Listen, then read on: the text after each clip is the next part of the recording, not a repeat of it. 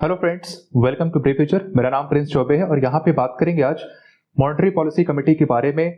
Monetary policy committee जो है उसको हेड किया गया था आरबीआई के गवर्नर शक्तिकांत दास के द्वारा, और शक्तिकांत दास आरबीआई के 25th गवर्नर हैं, जिनके द्वारा इस बार मॉनेटरी पॉलिसी कमेटी को यानी एमपीसी को हेड किया गया है। और इसके अलावा जो कुछ इंपॉर्टेंट टर्म है जैसे repo rate, reverse repo rate, CRR, SLR, तो इन सभी के बारे में बात करेंगे कि फरवरी के मंथ में कितना कितना है, और यहाँ से जो क्वेश्चन है वो बैंकिंग के अंदर देखने को मिलता है। इसके अलावा अगर आप किसी भी गवर्नमेंट एग्जाम की तैयारी कर रहे हैं तो वहां से भी क्वेश्चन देखने को मिलता है। तो आइए फिर तरीके स्टार्ट करता हूँ, चलते हैं स्क्रीन पे और वहां पे देखते हैं कि जो भी इंपॉर्टेंट कंसेप्ट है तो सब कुछ वहां पे देखने वाले हैं, राइट। और चैनल को आप सब्सक्राइब कर लीजिए ताकि जो वीडियो आती है करंट अफेयर्स की उसका बेनिफिट आपको रेगुलर मिलता रहे, राइट। आइए आते हैं स्क्रीन पे और देखते हैं उसके बारे में। तो यहाँ पे बात करेंगे इंपॉर्टेंट बैंकिंग करंट अफेयर्स फरवरी 2022 का। आइए देखते हैं इस बारे में। तो यहाँ पर आप देख सकते हैं कि मॉनेटरी पॉलिसी कमेटी की जो मीटिंग हुई है इस बार उसे हेड किया गया है आरबीआई की गवर्नर शक्तिकांत दास के द्वारा। शक्तिकांत दास के द्वारा, और शक्तिकांत दास आरबीआई के 25th गवर्नर है। ये भी आपको नोट कर लेना, यहाँ से भी क्वेश्चन एग्जाम के अंदर पूछे जाते हैं। और जो मीटिंग हुई है मॉनेटरी पॉलिसी कमेटी की वो इस बार 6th मीटिंग थी, यानी 6वीं मीटिंग इस बार थी फिस्कल ईयर 2021 से 22 की। अगर हम बात करें तो एक फिस्कल ईयर के अंदर 6 मीटिंग होती है मॉनेटरी पॉलिसी कमेटी की। उस हिसाब से अगर देखा जाए तो इस बार जो मीटिंग हुई है मॉनेटरी पॉलिसी कमेटी की वो लास्ट मीटिंग हुई है, राइट। ये आपको नोट करना है। और इसमें टोटल जो मेंबर्स होते हैं वो टोटल 6 मेंबर होते हैं। 3 मेंबर आरबीआई के होते हैं और 3 मेंबर नॉमिनेटेड होते हैं, राइट। टोटल यहाँ पे 6 मेंबर होते हैं। वहीं अगर बात करें तो इस मीटिंग में जो डिसाइड किया गया कि रेपो रेट इस बार 4% ही रखा जाएगा, यानी 4% रेपो रेट रखा जाएगा। और जो रिवर्स रेपो रेट है उसे 3.3%, उसे 3.35% रखा जाएगा। अगर देखा जाए तो पिछले लगातार 10 बार से, यानी लगातार 10 टाइम से जो रेपो रेट है वो 4% ही चल रहा है, राइट। तो यहाँ पर जैसा मैंने बताया आपको कि आरबीआई के द्वारा जो मीटिंग इस बार हुई है मॉनेटरी पॉलिसी कमेटी की वो इस बार 6th मीटिंग थी और लास्ट मीटिंग थी फिस्कल ईयर 2021 से 22 की। और इसमें अगर देखा जाए तो जो मीटिंग हुई है वो फरवरी 8 से 10, यानी 8 फरवरी से 10 फरवरी के बीच में ये मीटिंग की गई है। और इसके बाद जो नेक्स्ट मीटिंग होगी एमपीसी की वो अप्रैल 6 से लेकर 8 अप्रैल तक होगी, यानी 6 से 8 अप्रैल के बीच में अब जो नेक्स्ट मीटिंग होगी एमपीसी की वो रखी जाएगी। आगे बढ़ते हैं।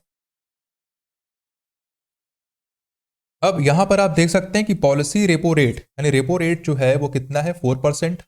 और जैसा कि मैंने बताया आपको कि जो बैंक अगर आरबीआई से शॉर्ट टर्म के लिए लोन लेते हैं तो उस पर जो इंटरेस्ट आरबीआई लेता है वो उसे हम कहते हैं रेपो रेट, और वो कितना है 4%। वहीं अगर लॉन्ग टर्म के लिए बैंक लोन लेते हैं तो उसे हम कहते हैं बैंक रेट, राइट। तो यहां पर आप देख पा रहे हैं कि रेपो रेट कितना है 4%, और जो रिवर्स रेपो रेट है वो कितना है 3.35%।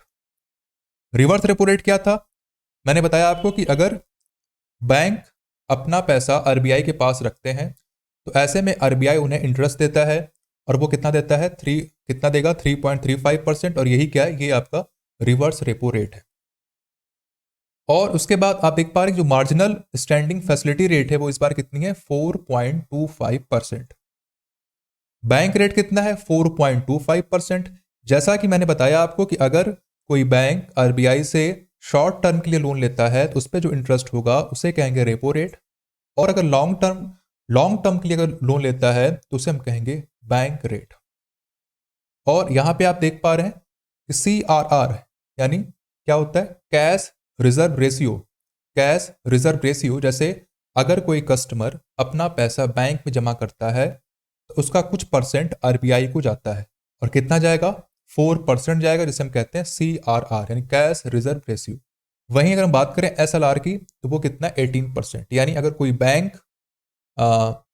अपना पैसा इन्वेस्ट करता है गोल्ड में या फिर बॉन्ड में जो आरबीआई के द्वारा प्रोवाइड कराया जाता है, तो अगर उसमें कोई बैंक अपना पैसा जमा करता है या उसमें लगाता है तो उसे हम कहते हैं SLR, और उस पर कितना परसेंट मिलता है 18% दिया जाता है इस बार, राइट। तो ये कुछ इंपॉर्टेंट टर्म्स है जो मैंने आपको बताया।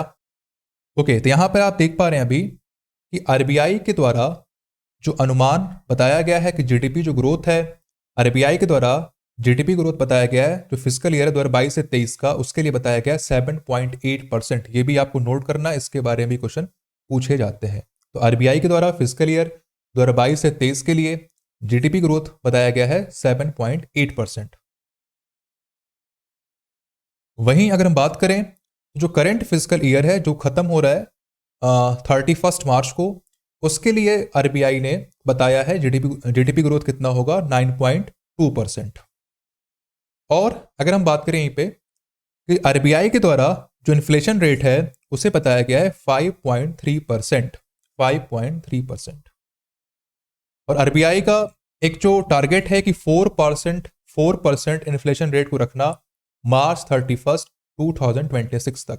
ये भी नोट करना है कि आरबीआई का टारगेट क्या है कि 31 मार्च तक 2026 में 4% इन्फ्लेशन रेट को रखना, एनुअल इन्फ्लेशन को, राइट, ये ध्यान रखना है। आगे बढ़ते हैं। अब यहां पे आप देख पा रहे हैं कि आरबीआई के 25th गवर्नर कौन है, शक्तिकांत दास। हेडक्वार्टर कहां पर है, मुंबई में। और फाउंड यानी इसको स्टेबलाइज कब किया गया था, इसे किया गया था 1 अप्रैल 1935 को, कहां पे, कोलकाता में, राइट। ये कंप्लीट डिटेल्स मैंने आपको बता दी है। अगर वीडियो अगर आपको अच्छी लगी हो तो प्लीज लाइक करिए, शेयर करिए, सब्सक्राइब करिए चैनल को। Thank you so much.